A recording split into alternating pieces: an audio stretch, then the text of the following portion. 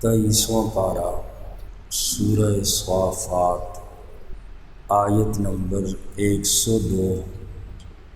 اعوذ باللہ من الشیطان الرجیم،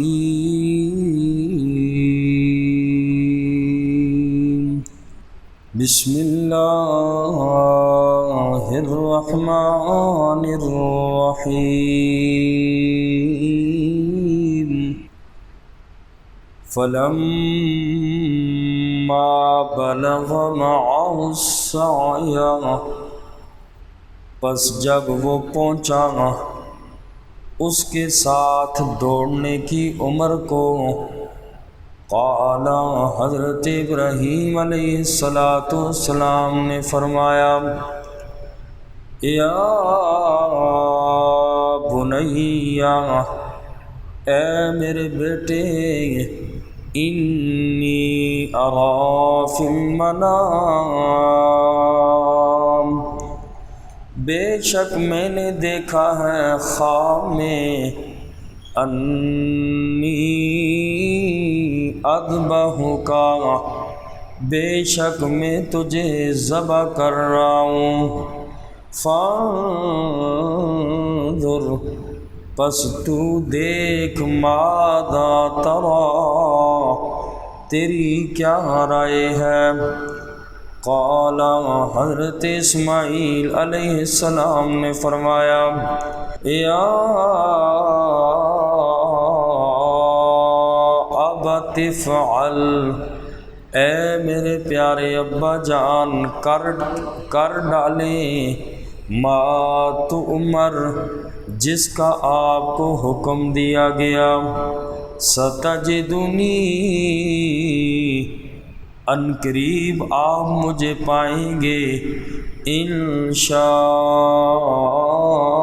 اللہ، اگر اللہ نے چاہا، من الصابرین، صبر کرنے والوں میں سے۔ حضرت ابراہیم خلیل اللہ علیہ السلام کا واقعہ بیان ہو رہا تھا کہ حضرت ابراہیم علیہ السلام کی ساری زندگی آزمائشیں ہی آزمائشیں تھیں، اور سب سے زیادہ دنیا میں آزمایا بھی نبیوں کو جاتا ہے۔ حدیث پاک میں فرمایا، سب سے زیادہ آزمائشیں، مشکلات، تنگیاں انبیاء پر آتی ہیں۔ پھر اس کے بعد جس بندے کا ایمان جس درجے کا ہوگا، اس بندے پر آزمائشیں بھی اتنی زیادہ آئیں گی۔ بیماری، پریشانی اگر صبر کرے، یہ رب کی طرف سے بہت بڑا انعام ہے۔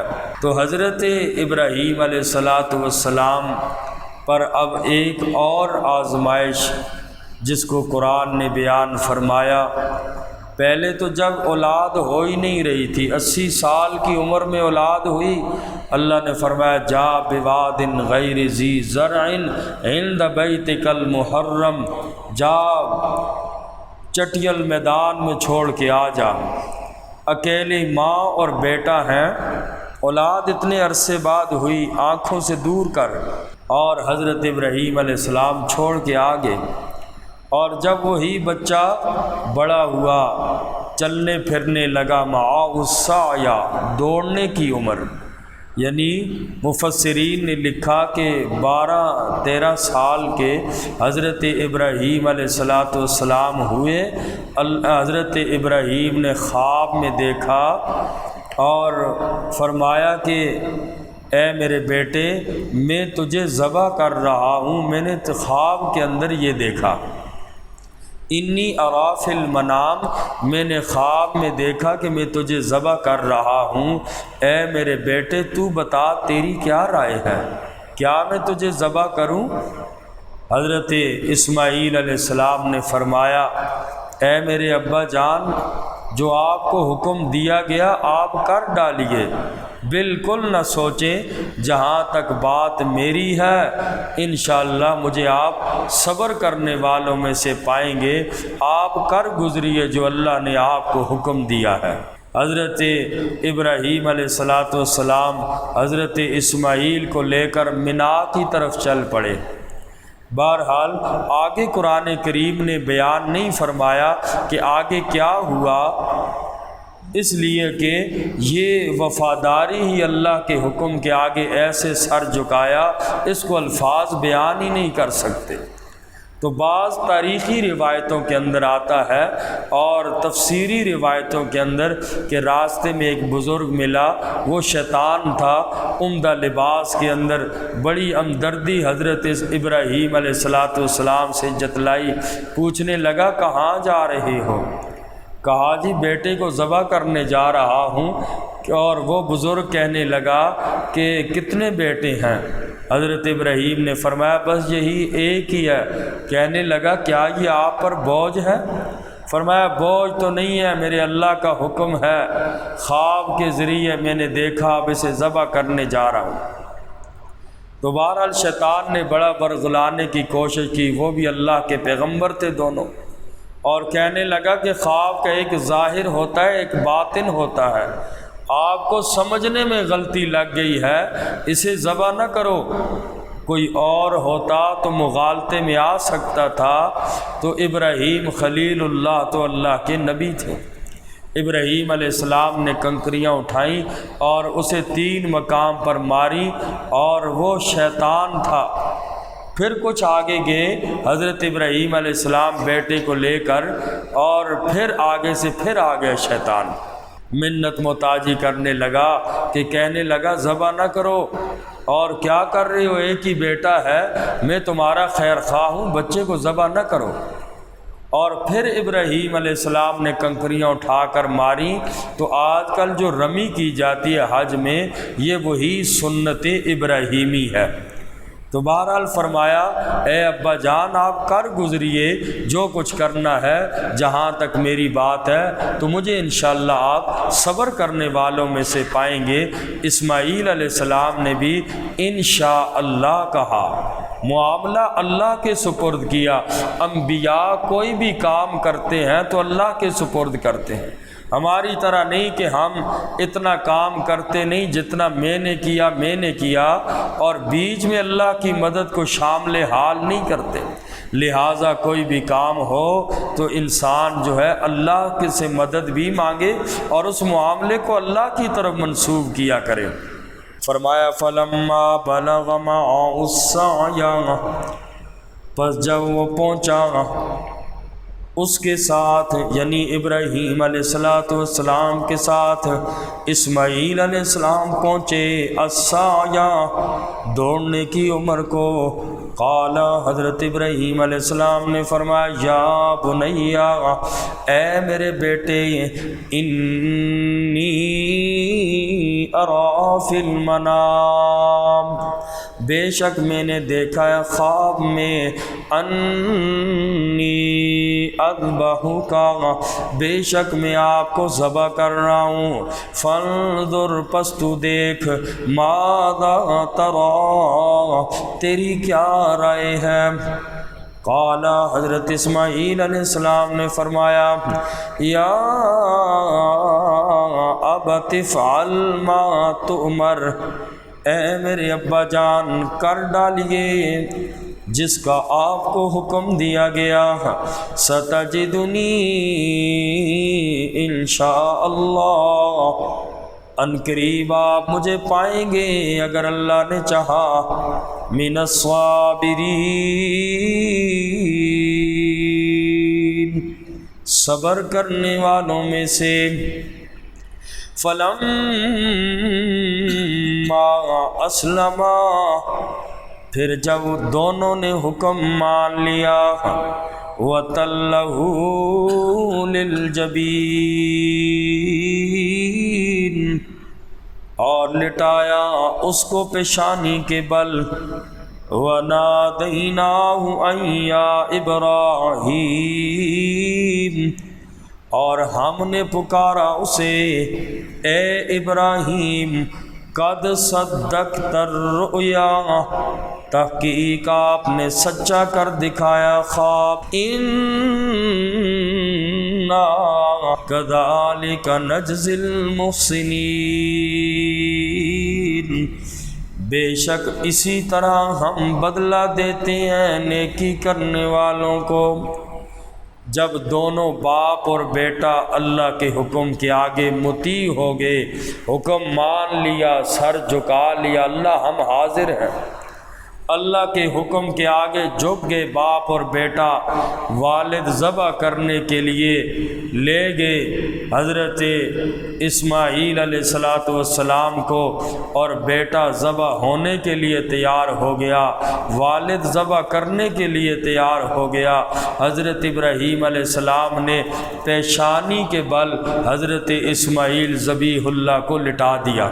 اس کا مطلب یہ ہے پیشانی کے بل لٹانے کا کہ پیشانی کا ایک کنارہ زمین سے چھونے لگا، اور اسی لیے بعض مفسرین نے اس کا ترجمہ بھی یہ کیا ہے وَتَلَّهُ لِلْجَبِينِ، کروٹ پر لٹایا، جیسے انسان کروٹ پر سوتا ہے، یعنی یوں لٹایا حضرت اسماعیل علیہ السلام کو، اور چھری چلائی لیکن چھری چل نہیں رہی تھی۔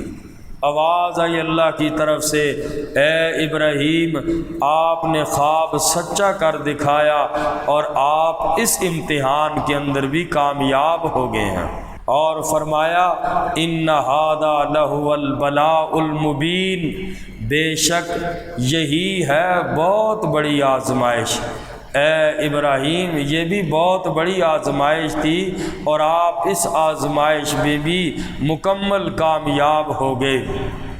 اور اس کے بدلے میں پھر آگے قرآن کہتا ہے وَفَدَيْنَاهُ بِذِبْحٍ عَظِيمٍ، ہم نے اس کے بدلے میں اسے ایک بڑی قربانی عطا کی۔